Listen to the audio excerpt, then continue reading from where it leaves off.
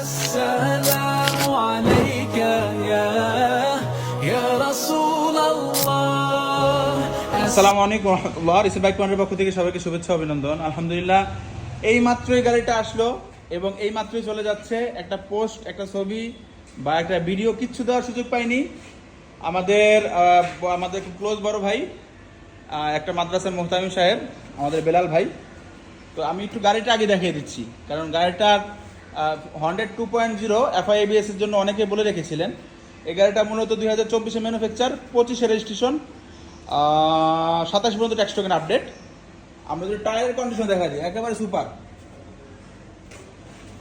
চমৎকার ফ্রেশ এবং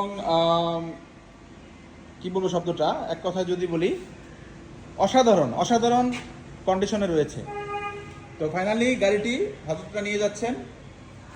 এর আগে ওনারা একটা গাড়ি নিয়েছিল, ওইটা চেঞ্জ করে এখন এক্সচেঞ্জ করতেছে আর কি। মূলত এখন 102.0 ব্ল্যাক কালারের এই গাড়িটি নিয়ে যাচ্ছেন FIABS। তো বাইকটি নিয়ে ওনাদের কেমন লাগলো একটু অনুভূতি শুনবো। না, আলহামদুলিল্লাহ যথেষ্ট ভালো, যথেষ্ট ভালো। সব কিছু মোটামুটি পছন্দ হয়েছে, আলহামদুলিল্লাহ, শুক্রিয়া। যাক আলহামদুলিল্লাহ, আমাদের কাছে কিন্তু অনেক অনেক গাড়ি চলে এসেছে। একটু এটাই দেখাই দেই, মাত্র আসছে হোন্ডা ডাবল ডিস্ক ডাবল প্যাডালিটি অরেঞ্জ কালার গাড়ি। এই গাড়িটা যিনি চালিয়েছেন ইনি হলো এই হুজুর আমাদের বেলাল ভাই। জাস্ট মানে গত সপ্তাহে উনি 25,000 টাকার মতো গাড়িতে কাজ করাইছেন।